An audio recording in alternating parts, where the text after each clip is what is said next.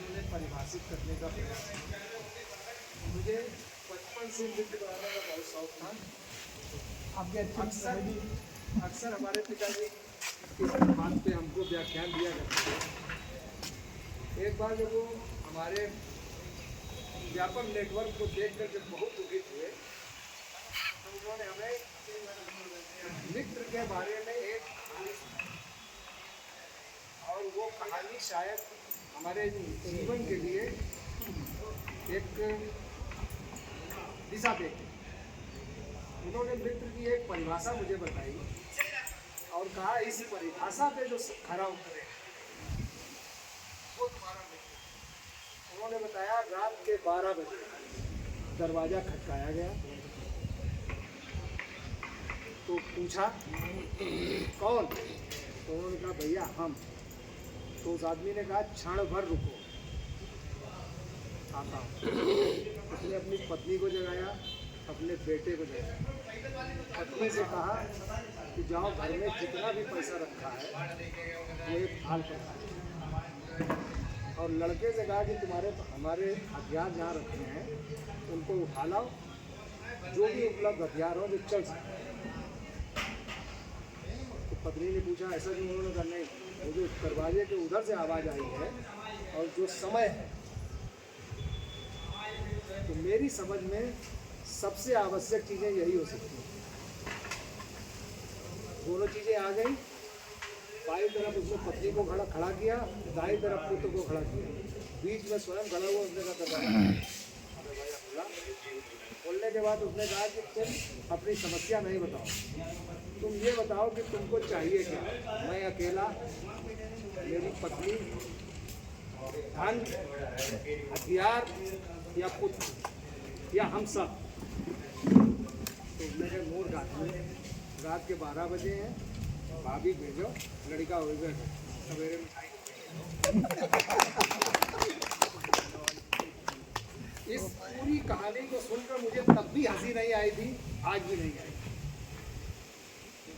एक जगह मैं अपना आधा जीवन लगभग बिता के आया और संभवतः उस जगह को छोड़ने का मुझे बहुत दुख था जब मैंने छोड़ी। और मैं बहुत दिनों तक सोचता रहा कि अब यहाँ नई जगह कैसे सरवाइव करूँगा। धीरे धीरे समय बीतता गया। हमारी एंट्री यहाँ पर उर्दू विजिट BTC की ट्रेनिंग करने के लिए मैं यहाँ आया था, और मैं शायद एक डिफाल्टर स्टूडेंट था जिसका डोमिसाइल क्लेम कर दिया गया। हमारे सारे अंक पत्र, प्रमाण पत्र सब बिल्लौर के थे और डोमिसाइल हमारे पास हरदोई का था। हमारे साथ ट्रेनिंग करे हुए हैं शिव प्रसाद जी, इनको ये वाकया पता है। वो डोमिसाइल क्लेम कर दिया गया था, तो इसलिए मुझे यहाँ हरदोई में रह के ट्रेनिंग करनी पड़ी।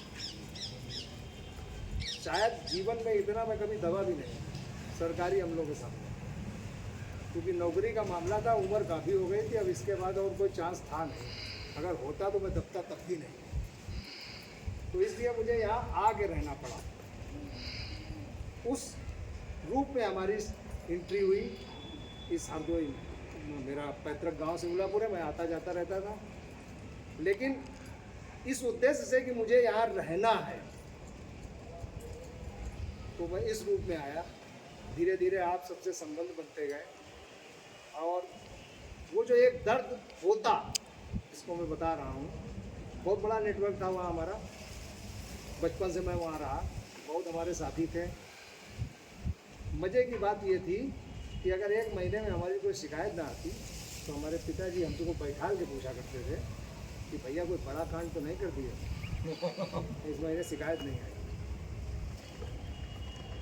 ना हमारी वहाँ ज़मीन थी, ना जायदाद थी, संपत्ति के नाम पर एक मकान था। महीने में 10-12 झगड़े मामूली बात, जो हमें मित्रों के लिए रखते थे। खैर यहाँ आया, आप सब मिले।